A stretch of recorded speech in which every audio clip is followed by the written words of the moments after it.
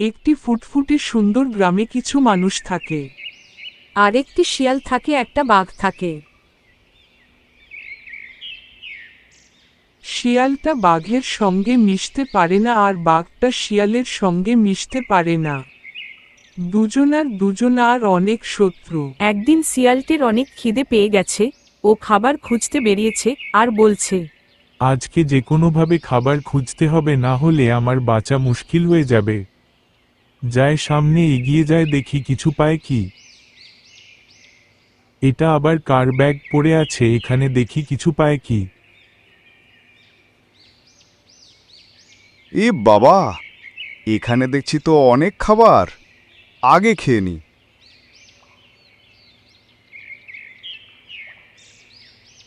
হুক্কা হুয়া হুক্কা হুয়া। এই সময় আবার বাঘ কোথা থেকে চলে আসলো?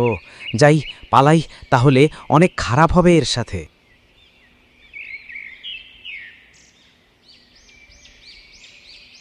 দাঁড়া বলছি, দাঁড়া, তোর সাহস কি করে হয়?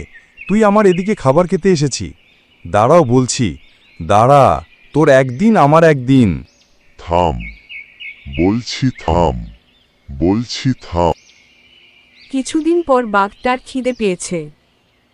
অনেক খিদে পেয়ে গেল, দেখি গ্রাম পানের যাই কিছু পায় নাকি দেখি।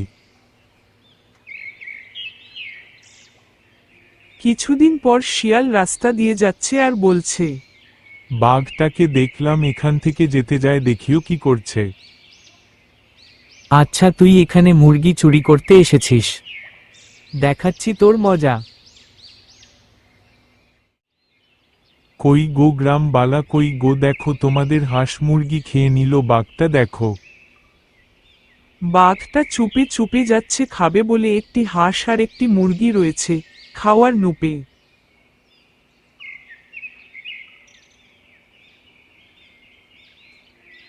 দাঁড়া বলছি, দাঁড়া, তোর সাহস কিসের হয়? তুই আমাদের গ্রামে এসেছিস, আমাদের মুরগি নিয়ে যাস, তোর সাহস কি করে হয়? তুই দাঁড়া বলছি।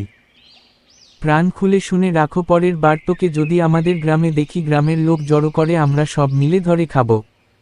বলে দিচ্ছি, মাথায় থাকে যেন। বাপরে, পালাই পালাই, না হলে মারবে আমায় গ্রাম বালা। পালাই পালাই। না, শিয়ালের সাথে শত্রু করে লাভ নেই, আমরা বন্ধু করে থাকবো, গিয়ে বলি।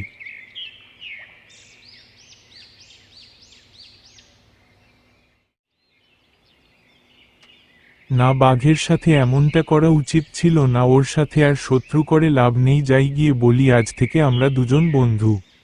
বাঘ ভাইয়া, শোনো, কিছু কথা আছে তোমার সাথে। হ্যাঁ শিয়াল ভাই, তোমার সাথে আমার কিছু কথা আছে।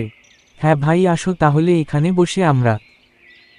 এক জায়গায় দুজন বসে নিজেদের ভুল বোঝাবুঝি করে দুজন দুজনার সাথে মাফ চাইছে আর ভালো বন্ধু হতে চাইছে।